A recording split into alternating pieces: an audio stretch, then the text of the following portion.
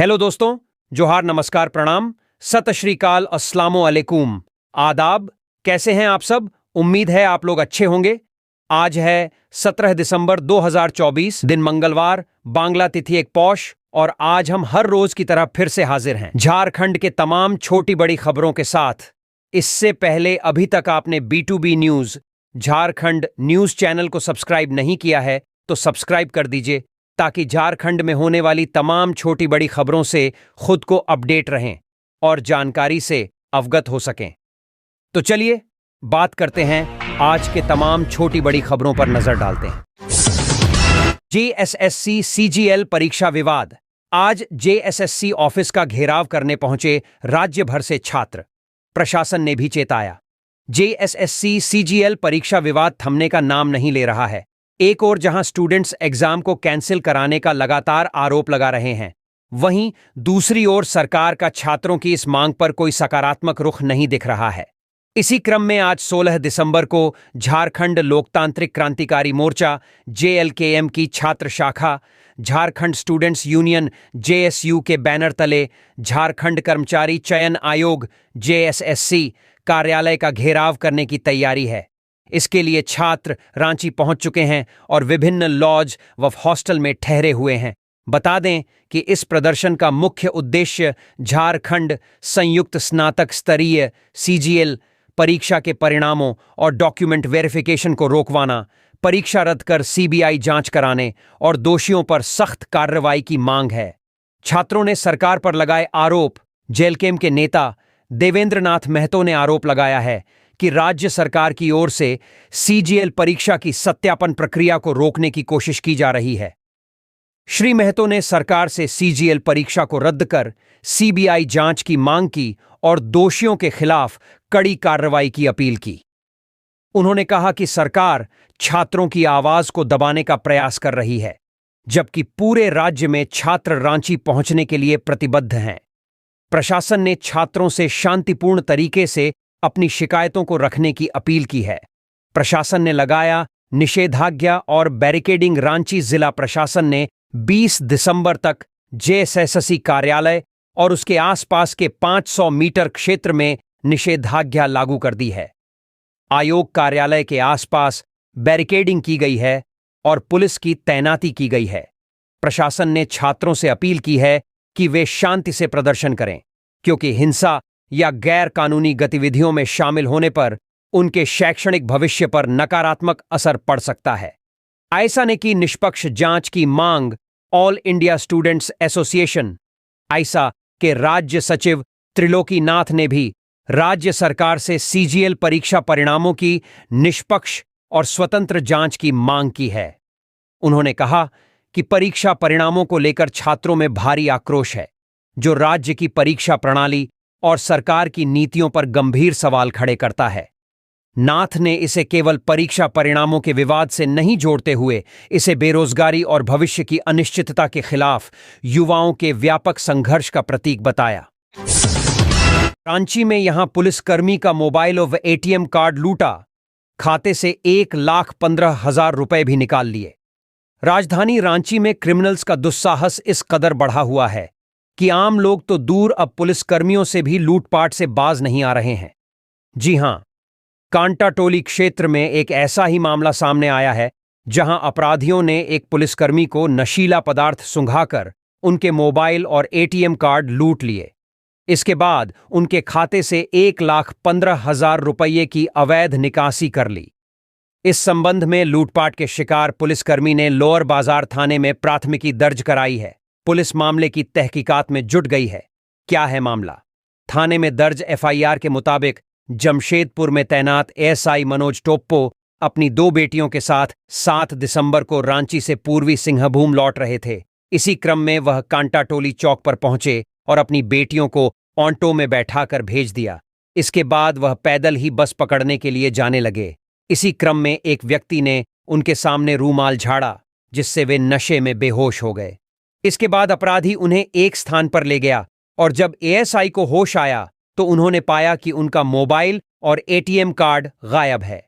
इसके बाद पुलिसकर्मी ने कहा कि 2 दिन बाद उनके खाते से 1,15,000 रुपये की अवैध निकासी हो गई। इसके बाद उन्होंने लोअर बाजार थाने में प्राथमिकी दर्ज कराई है। पुलिस अब मामले की जांच में जुटी हुई है और अपराधियों की तलाश कर रही है। रात को सड़कों पर निकले डीसी एसपी, ठंड से ठिठुर रहे लोगों को ओढ़ाया कंबल। डीसी मनीष कुमार व एसपी प्रभात कुमार ने देर रात शहर का भ्रमण किया। नगर क्षेत्र पाकुड़ रेलवे स्टेशन चौक चाहों में गरीब, असहाय, निर्धन व दिव्यांग लोगों को ठंड से बचाव के लिए कंबलों का वितरण किया। स्टेशन के प्लेटफॉर्म 1 और 2 में घूम घूम कर विभिन्न ट्रेन से उतरे गरीब, मजदूर, वृद्ध व्यक्ति व महिलाओं के बीच कंबलों का वितरण किया। इसके साथ साथ ही उपायुक्त व पुलिस अधीक्षक ने मौके पर मौजूद लोगों की समस्याएं भी सुनी। अलाव की भी जगह जगह व्यवस्था। डीसी मनीष कुमार ने कहा कि जिला प्रशासन द्वारा नगर परिषद क्षेत्र एवं सभी प्रखंडों में भी गरीब लोगों के बीच कंबलों का वितरण किया जा रहा है। ठंड के प्रकोप को देखते हुए जिला प्रशासन द्वारा अलाव की भी व्यवस्था जगह जगह की गई है। चौक चौराहों एवं भीड़ भाड़ वाले स्थानों पर अलाव की व्यवस्था की जा रही है। साथ ही डीसी व एसपी ने शहर वासियों से ठंड से बचाव करने की अपील की है। चाकू की नोक पर एक युवती को अगवा कर उसके साथ कई बार दुष्कर्म कर दिल्ली में बेचने का सनसनीखेज मामला सामने आया है। इस संबंध में हंसडीहा थाना क्षेत्र के एक गांव की युवती ने थाने में मामला दर्ज कराया है। क्या है पूरा मामला? थाने में दर्ज मामले के अनुसार युवती ने बताया कि बीते 7 दिसंबर की शाम वह गांव के एक किराना दुकान से वापस अपने घर लौट रही थी। इसी दौरान बनियारा गांव के ही दूसरे समुदाय के महावीर मरीख एक अन्य व्यक्ति के साथ वहां पहुंचा और चाकू की नोक पर उसे जबरन बाइक पर बैठाकर हंसडीहा स्टेशन की ओर ले गया। लेकिन वहां ट्रेन नहीं मिलने की वजह से उसे वहां से किसी अनजान जगह पर ले जाया गया और पूरी रात उसके साथ दुष्कर्म किया गया। दिल्ली में 5 लाख में कर दिया था सौदा। इसके अगले ही दिन आरोपी उसे भागलपुर ले गया और वहां से दिल्ली पहुंचने के बाद वहां भी 2 दिनों तक उसके साथ कई बार दुष्कर्म किया गया। पीड़िता के मुताबिक इसी बीच 11 दिसंबर को आरोपी अपने सहयोगियों के साथ उसे 5 लाख रुपए में बेचने वाला था। आरोपी ने दिल्ली में ही किसी से उसका सौदा भी कर लिया था। उसे बेचने के लिए आरोपी उसे लेकर तय स्थान पर जा ही रहा था कि इसी दौरान उसके पिता उसे ढूंढते हुए दिल्ली पहुंच गए और वह बिकने से बच गई। इसके बाद उसके पिता उसे वापस लेकर घर लौट आए। आरोपी के परिजनों ने घर में आकर की गाली गलौज, धमकाया। इधर युवती के घर पहुंचने पर आरोपी युवक का चाचा उसके घर पहुंच गया। पूरे परिवार के साथ गाली गलौज करते हुए, अभद्र व्यवहार करते हुए धमकी देने लगा। मामले को लेकर पुलिस ने BNS 64-2 M 62-46-3-5 के तहत मामला दर्ज कर आरोपियों की तलाश में जुट गई है। पेट्रोल डीजल के गिरे भाव, टंकी फुल करवाने से पहले चेक कर लें ताजा रेट। देश की सरकारी तेल कंपनियां हर सुबह 6 बजे ईंधन की नई कीमतों की लिस्ट जारी करती हैं। आज तेल कंपनियां सभी महानगरों में पेट्रोल और डीजल की कीमतें स्थिर ही रखी हैं। लेकिन रांची समेत झारखंड में 15 दिसंबर की तुलना में आज पेट्रोल और डीजल की कीमतों में गिरावट देखने को मिली है। रांची समेत झारखंड में पेट्रोल की औसत कीमत आज 97 रुपये 86 पैसे प्रति लीटर है। वहीं डीजल की औसत कीमत 93 रुपये 35 पैसे प्रति लीटर है। यह है पेट्रोल का नया रेट। रांची में पेट्रोल की कीमत 99 रुपये 1 पैसे प्रति लीटर से घटकर 97 रुपये 79 पैसे प्रति लीटर कर दी है।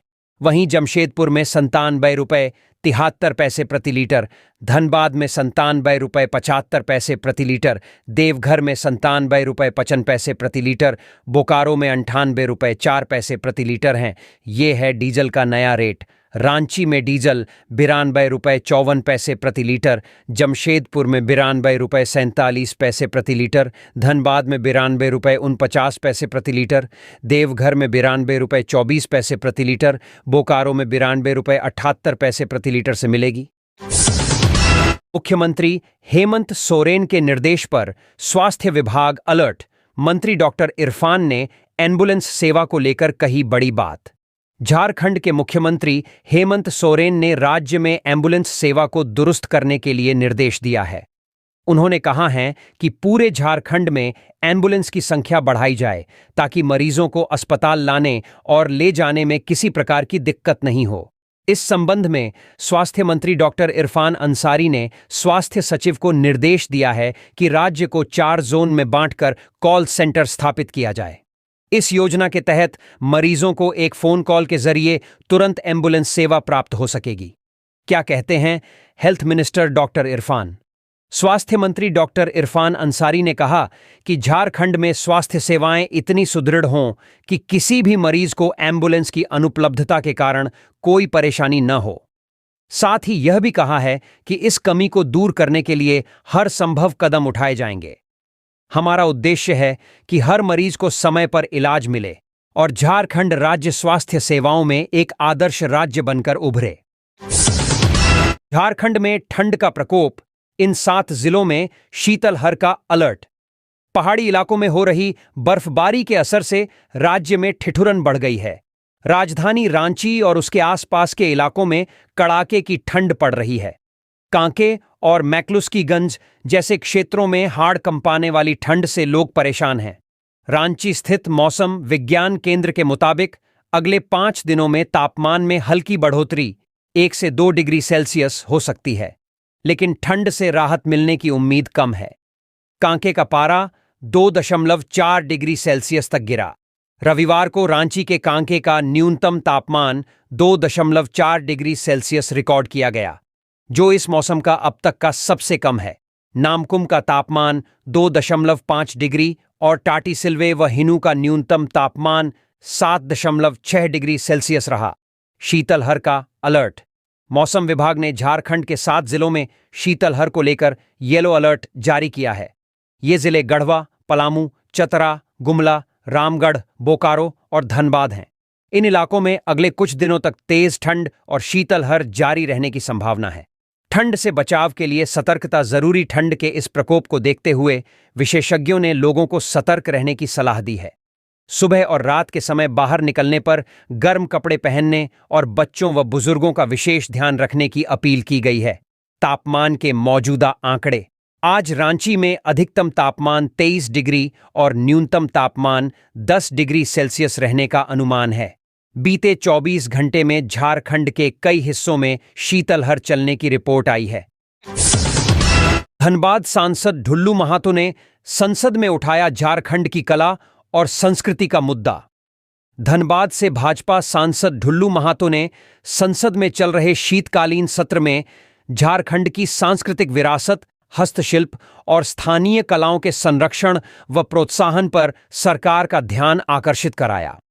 साथ ही सदन में प्रश्न पूछा कि धनबाद झारखंड के कलाकारों और शिल्पकारों को आर्थिक मदद देने के लिए क्या योजनाएं बनाई जा रही हैं। इसके जवाब में केंद्रीय संस्कृति और पर्यटन मंत्री श्रीजी किशन रेड्डी ने बताया कि झारखंड की सांस्कृतिक धरोहर को संरक्षित करने के लिए कई योजनाओं का संचालन कर रही है। इनमें धनबाद में स्थानीय कला और हस्तशिल्प के संवर्धन के लिए गुरु शिष्य परंपरा योजना और राष्ट्रीय हस्तशिल्प विकास कार्यक्रम शामिल हैं।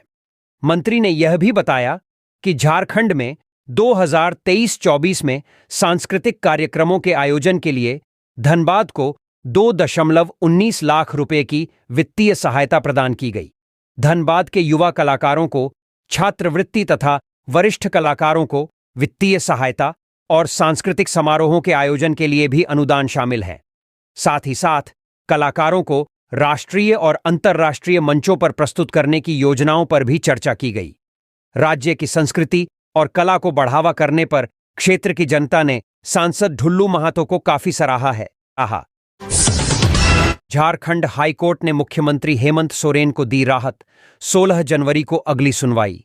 हाईकोर्ट ने रांची एमपी एमएलए की विशेष अदालत के उस आदेश पर रोक लगा दी जिसमें सीएम हेमंत सोरेन को ईडी प्रवर्तन निदेशालय द्वारा दर्ज की गई शिकायतवाद में व्यक्तिगत पेशी के लिए कोर्ट में उपस्थित होने का आदेश दिया गया था। मुख्यमंत्री ने इस आदेश के खिलाफ हाई कोर्ट का दरवाजा खटखटाया था और उनकी याचिका पर सुनवाई करते हुए जस्टिस अनिल कुमार चौधरी की कोर्ट ने 16 जनवरी को अगली सुनवाई निर्धारित की। इस मामले में सीएम हेमंत सोरेन की ओर से अधिवक्ता पीयूष चित्रेश, दीपांकर रॉय और श्रेय मिश्रा ने बहस की। हाईकोर्ट ने इस मामले में ईडी को काउंटर एफिडेविट दायर करने का निर्देश दिया है। झारखंड प्रशासनिक सेवा के अधिकारी प्रभात कुमार को निलंबन से मुक्त करने की अधिसूचना जारी। राज्य सरकार ने प्रभात कुमार झाप्रसे, जो वर्तमान में प्रमंडलीय आयुक्त के कार्यालय में कार्यरत थे, को निलंबन से मुक्त कर दिया है। प्रभात कुमार को पहले भूमि सुधार उपसमाहर्ता जामताड़ा के पद पर योगदान नहीं करने के कारण निलंबित किया गया था। कार्मिक, प्रशासनिक सुधार और राजभाषा विभाग ने इस संबंध में अधिसूचना जारी कर दी है। अब प्रभात कुमार को उनके निलंबन से मुक्त कर दिया गया है और वे अपनी सेवा में पुनः सक्रिय हो गए हैं। मैया सम्मान योजना और एमएसपी पर बीजेपी के आरोपों पर मंत्री दीपिका पांडे सिंह का सख्त जवाब, कही यह अहम बात। देवघर, झारखंड की मंत्री दीपिका पांडे सिंह ने ईटीवी भारत से बातचीत में राज्य की महिलाओं के लिए शुरू की गई मैया सम्मान योजना का समर्थन किया और भाजपा पर तीखा हमला बोला। मंत्री ने कहा कि यह पहली बार है जब झारखंड में महिलाओं को सम्मान देने के लिए ऐसी योजना लागू की गई है और भाजपा को इस पर गलत टिप्पणी करने के बजाय केंद्र सरकार से ऐसी योजना लागू कराने की सलाह दी। दीपिका पांडे सिंह ने कहा, भाजपा के पास अब झारखंड में कोई मुद्दा नहीं बचा है, इसीलिए वे इस तरह के अनर्गल आरोप लगा रहे हैं। यह योजना महिलाओं से जुड़ी है और इस पर बयानबाजी से बचना चाहिए। भाजपा को अपनी नीति पर ध्यान देना चाहिए, न कि झारखंड सरकार की योजनाओं को नकारात्मक रूप से प्रस्तुत करना चाहिए। उन्होंने यह भी कहा कि भाजपा की कमजोरी के कारण ही वे राज्य सरकार की योजनाओं को गलत तरीके से पेश कर रहे हैं। मंत्री ने आगे कहा कि राज्य सरकार वादे के अनुसार महिलाओं को मैया सम्मान राशि का भुगतान करेगी। उन्होंने विपक्ष के आरोपों को नकारते हुए कहा कि राज्य सरकार अपने सभी वादों को पूरा करेगी और महिलाओं को सम्मान देने का काम जारी रखेगी। इसके अलावा मंत्री दीपिका पांडे सिंह ने धान की न्यूनतम समर्थन मूल्य एमएसपी पर भी बयान दिया। उन्होंने कहा, धान की कीमत को लेकर जो विवाद उठ रहा है वह अब सुलझ चुका है। 15 दिसंबर से धान की खरीदारी शुरू हो चुकी है और सरकार वादे के मुताबिक किसानों को उनकी उपज का भुगतान करेगी, भले ही इसमें कुछ विलंब हुआ हो। मंत्री ने अंत में कहा कि विपक्ष अब पूरी तरह से कमजोर हो चुका है और अपनी नाकामी को छुपाने के लिए सरकार की योजनाओं को गलत तरीके से पेश कर रहा है।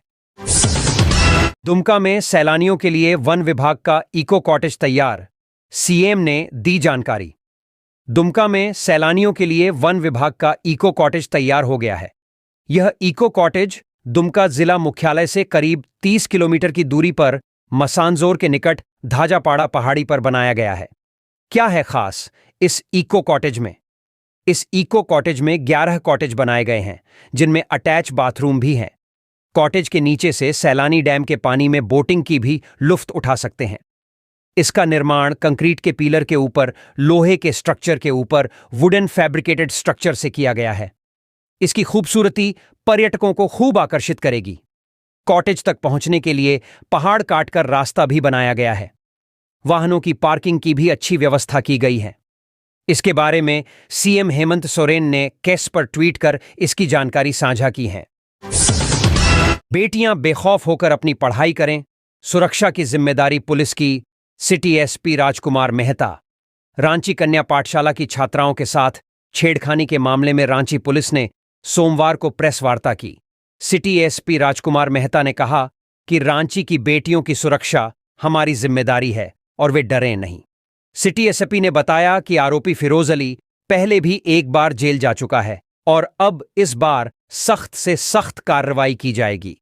उन्होंने यह भी घोषणा की कि रांची के सभी स्कूल और कॉलेजों में महिला पुलिस की तैनाती की जाएगी ताकि छात्राओं को सुरक्षा का एहसास हो सके। सिटी एसपी ने यह भी कहा कि किसी भी मनचले को बख्शा नहीं जाएगा और यदि किसी ने कोई भी गलत हरकत की तो उसके खिलाफ कड़ी कार्रवाई की जाएगी। उन्होंने रांची की बेटियों से अपील की कि वे बेखौफ होकर अपनी पढ़ाई करें, क्योंकि उनकी सुरक्षा की पूरी जिम्मेदारी पुलिस की है। प्रेस वार्ता में यह भी जानकारी दी गई कि आरोपी फिरोज अली को मेन रोड पर परेड भी कराई गई और साथ ही सभी सीनियर अधिकारियों के नंबर दीवारों पर चिपकाए जाएंगे ताकि किसी भी आपात स्थिति में लोग सीधे पुलिस से संपर्क कर सकें। पाकुड़ में पुलिस जन शिकायत निवारण कार्यक्रम आयोजित। पाकुड़ पुलिस ने नागरिकों की शिकायतों का निवारण करने के लिए एक समाधान कार्यक्रम आयोजित किया है। यह कार्यक्रम 18 दिसंबर 2024 को नगर थाना पाकुड़ परिसर में 12 बजे से आयोजित किया जाएगा। इस कार्यक्रम में पुलिस अधीक्षक श्री प्रभात कुमार जनता के साथ रूबरू होकर उनकी समस्याओं का समाधान करेंगे। कार्यक्रम महेशपुर थाना और लिट्टीपाड़ा थाना परिसर में भी आयोजित किया जाएगा। इस कार्यक्रम का उद्देश्य नागरिकों की शिकायतों का निवारण करना और उन्हें उनकी समस्याओं का समाधान प्रदान करना है। पुलिस अधीक्षक श्री प्रभात कुमार ने जनता से अपील की है कि वे इस कार्यक्रम में भाग लेकर अपनी समस्याओं का समाधान प्राप्त करें। झारखंड ऊर्जा विकास श्रमिक संघ की वर्चुअल बैठक संपन्न, आउटसोर्सिंग और अनुबंध सहित अहम फैसलों पर चर्चा। झारखंड ऊर्जा विकास श्रमिक संघ की वर्चुअल बैठक 16 दिसंबर को संघ के केंद्रीय अध्यक्ष अजय राय की अध्यक्षता में संपन्न हुई। बैठक में राज्य के सभी एरिया बोर्ड ट्रांसमिशन जोन के सैकड़ों प्रतिनिधियों ने भाग लिया। इस दौरान प्रतिनिधियों ने पिछली सरकार के दौरान हुए आंदोलन और संगठन की गतिविधियों पर विस्तार से चर्चा की। साथ ही 3 अक्टूबर को ऊर्जा निगम के वरीय पदाधिकारियों से हुई समझौता वार्ता पर भी विचार विमर्श किया। बैठक में यह चिंता जताई गई कि निगम के साथ हुई समझौता वार्ता के बाद भी अब तक किसी भी सकारात्मक परिणाम की प्राप्ति नहीं हुई है, जिससे कर्मियों में आक्रोश बढ़ रहा है। संघ ने बताया कि जिन मुद्दों पर सहमति बनी थी वे इस प्रकार है: आउटसोर्स खत्म करने का प्रस्ताव, इसे निर्देशक मंडल में पेश किया जाएगा। 60 वर्ष का अनुबंध और 50% आरक्षण, यह पारा शिक्षक के तर्ज पर निर्देशक मंडल में जाएगा। मानदेय बढ़ाने का निर्णय, इसे कमिटी की बैठक में लिया जाएगा। 10 वर्ष तक लगातार कार्य करने वाले विद्युत कर्मियों का विवरण 2014 में हुए सर्वे रिपोर्ट के बाद कमेटी निर्णय लेगी। एरियर और मानदेय गड़बड़ी की जांच, निगम द्वारा एक सदस्यीय कमेटी गठित की जाएगी जो पूरे मामले की जांच करेगी।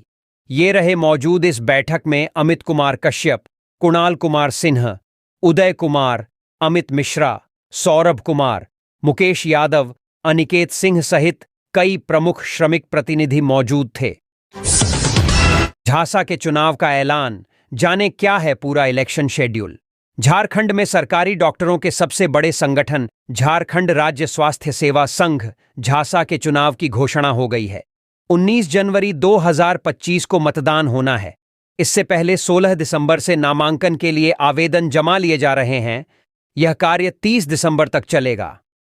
चुनाव की घोषणा सदर अस्पताल रांची में झांसा के चीफ इलेक्शन कमिश्नर डॉक्टर लाल मांझी की अध्यक्षता में हुई बैठक में की गई। डॉक्टर लाल मांझी ने बताया कि झांसा के अध्यक्ष, उपाध्यक्ष, सचिव, कोषाध्यक्ष, संयोजक, संयुक्त सचिव समेत अन्य पदों के लिए चुनाव होंगे। 1500 वोटर्स करेंगे मतदान। इस संबंध में संघ से जुड़े डॉक्टर अखिलेश झा ने कहा कि इस बार करीब 1500 मतदाता अपने मताधिकार का इस्तेमाल करेंगे।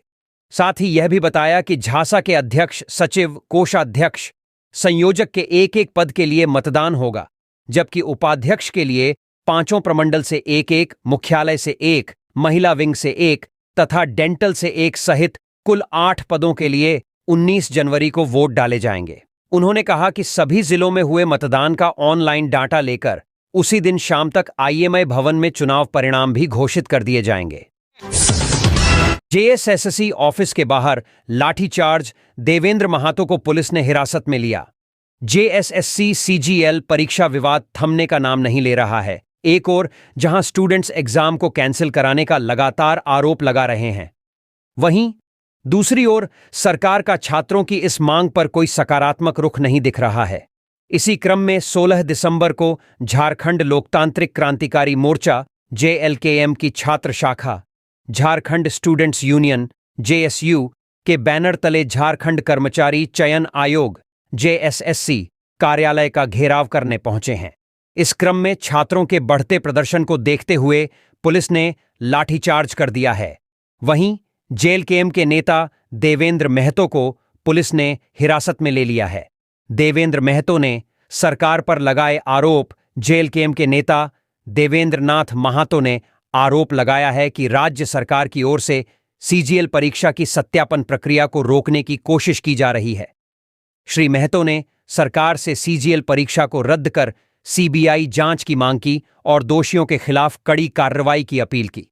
उन्होंने कहा कि सरकार छात्रों की आवाज को दबाने का प्रयास कर रही है, जबकि पूरे राज्य में छात्र रांची पहुंचने के लिए प्रतिबद्ध हैं। प्रशासन ने छात्रों से शांतिपूर्ण तरीके से अपनी शिकायतों को रखने की अपील की है। रांची जिला प्रशासन ने 20 दिसंबर तक जेएसएससी कार्यालय और उसके आसपास के 500 मीटर क्षेत्र में निषेधाज्ञा लागू कर दी है। आयोग कार्यालय के आसपास बैरिकेडिंग की गई है और पुलिस की तैनाती की गई है। प्रशासन ने छात्रों से अपील की है कि वे शांति से प्रदर्शन करें, क्योंकि हिंसा या गैर कानूनी गतिविधियों में शामिल होने पर उनके शैक्षणिक भविष्य पर नकारात्मक असर पड़ सकता है। 220 करोड़ के लागत से बन रहे बरबेंदिया पुल निर्माण में ग्रामीणों का अड्डढंगा, धीमी प्रगति चिंता का विषय। जामताड़ा को धनबाद जिले के निरसा से जोड़ने वाली निर्माणाधीन बरबेंदिया पुल निर्माण कार्य में ग्रामीणों के हस्तक्षेप के कारण कार्य प्रभावित होता दिख रहा है, जो कि बहुत ही चिंता का विषय है। इसके चलते बराकर नदी पर सरकार की अति महत्वाकांक्षी योजना ब्रगांव बरबेंदिया पुल निर्माण कार्य की रफ्तार धीमी हो गई है। स्थानीय लोगों के विरोध के कारण नदी में मिट्टी भराई कार्य बाधित हो गया है, जिसके वजह से पीलर ढालने का काम आगे नहीं बढ़ रहा है। नदी में जलस्तर ज्यादा होने के कारण पिलर ढलाई के लिए मिट्टी भराई करने की आवश्यकता है, जो ग्रामीणों के विरोध के कारण नहीं हो पा रहा है। जानकारी के अनुसार मिट्टी भराई का काम, मटेरियल एवं मशीनरी के सप्लाई स्थानीय लोगों द्वारा किए जाने की जिद की जा रही है, जिस पर कार्यकारी एजेंसी सहमत नहीं हो रहा है। प्रोजेक्ट मैनेजर की माने तो स्थानीय लोगों पर इन सारे कार्यों को छोड़ देने का मतलब गुणवत्ता के साथ खिलवाड़ करना है। एजेंसी की ओर से ग्रामीणों का समझने का प्रयास किया जा रहा है, लेकिन ग्रामीण मानने को तैयार नहीं हैं और मिट्टी भराई का कार्य रुक गया है। प्रोजेक्ट मैनेजर जगदेव सिंह ने बताया कि विभाग और प्रशासन को इस संदर्भ में मौखिक रूप से जानकारी दे दी गई है। अगर ग्रामीणों से सहमति बन जाती है तो काम आगे बढ़ेगा, अन्यथा इस संदर्भ में लिखित रूप से प्रशासन एवं विभाग को जानकारी दी जाएगी। बता दें कि इसी बराकर नदी हादसे में जामताड़ा के 14 लोगों की जान चली गई थी और यह मामला झारखंड विधानसभा में भी गूंजा था। तब तत्कालीन मुख्यमंत्री हेमंत सोरेन ने बरबेंदिया पुल निर्माण की घोषणा की थी। उनके पहल पर कार्य आगे बढ़ा और तत्कालीन मुख्यमंत्री चंपाई सोरेन ने योजना का शिलान्यास किया। इस योजना के पूर्ण हो जाने से धनबाद जिला से जामताड़ा जिला की कनेक्टिविटी आसान हो जाएगी और रोजी रोजगार के तथा विकास के नए आयाम खुलेंगे। इस पुल से लोगों को काफी उम्मीद और अपेक्षाएं हैं। देखा जाए तो जो ग्रामीण निर्माण कार्य के दौरान रोजगार को लेकर विरोध कर रहे हैं, सबसे ज्यादा फायदा उन्हीं को होने वाला है। सबसे दिलचस्प बात यह है कि पुल निर्माण की स्वीकृति का श्रेय लेने वाले जितने भी सामाजिक कार्यकर्ता, राजनीतिक दल के कार्यकर्ता व स्थानीय जनप्रतिनिधि थे, आज जब कार्य प्रारंभ हुआ है तो ऐसे विवाद को सुलझाने की दिशा में कोई भी जनप्रतिनिधि या सामाजिक कार्यकर्ता या फिर राजनीतिक दल के लोग पहल नहीं कर रहे हैं। जिस तरीके से एजेंसी और स्थानीय लोगों के बीच कार्य को लेकर विवाद गहरा रहा है, उससे योजना के प्रभावित होने की संभावना बढ़ रही है। शरद रहेगी कि इससे पूर्व भी कई 100 करोड़ की लागत से पुल निर्माण का कार्य आरंभ किया गया था, जो पीरियड है जाने के कारण अधर में लटक गया और करीब 1 दशक से यह आधा अधूरा पुल सरकार और प्रशासन को मुंह चढ़ता हुआ प्रतीत होता है। खलारी पुलिस की बड़ी कार्रवाई। चोरी के मामले में मास्टरमाइंड विनोद मुंडा गिरफ्तार। खलारी पुलिस ने चोरी के मामले में मास्टरमाइंड विनोद मुंडा को गिरफ्तार करने में सफलता हासिल की है। पुलिस ने विनोद मुंडा को उसके घर से दबोचा है। यह गिरफ्तारी अक्टूबर 2024 में हुई एक चोरी की घटना से जुड़ी है, जिसमें खाली घर में घुसकर चोरी की गई थी। पुलिस ने विनोद मुंडा के घर पर छापामारी की और चोरी गए सामान बरामद किए। बरामद किए गए सामान में सोने का चेन, सोने का ring, LED TV, Tullu pump, induction चूल्हा, trolley bag, suitcase, pen drive और छोड़ा बैग शामिल हैं। विनोद मुंडा ने पुलिस को बताया कि उसने अपने 2 सहयोगियों के साथ मिलकर यह चोरी की घटना को अंजाम दिया था। दोनों सहयोगी नाबालिग हैं और उन्हें निरुद्ध किया गया है। पुलिस ने बताया कि विनोद मुंडा की गिरफ्तारी से चोरी की घटना का खुलासा हुआ है। पुलिस ने विनोद मुंडा के खिलाफ मामला दर्ज किया है और उसे अदालत में पेश किया जाएगा। इस मामले में पुलिस ने बताया कि विनोद मुंडा ने अपने सहयोगियों के साथ मिलकर कई घरों में चोरी की घटना को अंजाम दिया था। पुलिस ने विनोद मुंडा के घर से कई चोरी गए सामान बरामद किए हैं। बरामद किए गए सामानों की सूची इस प्रकार है: वेन, सोने का चेन 1 पीस, वजन करीब 22 ग्राम। 2 सोने का ring 1 piece. 3 LED TV 1 piece. 4 Tullu pump 1 piece. 5वां इंडक्शन चूल्हा 1 पीस। 6ठा ट्रॉली बैग 1 पीस। 7वां suitcase 1 piece. 8 pen drive 1 piece. 9 छोड़ा बैग 1 पीस। पुलिस ने बताया कि विनोद मुंडा की गिरफ्तारी से चोरी की घटना का खुलासा हुआ है और पुलिस ने उसे अदालत में पेश किया जाएगा। पुलिस ने बताया कि विनोद मुंडा के खिलाफ मामला दर्ज किया गया है और उसे कड़ी सजा दिलाई जाएगी।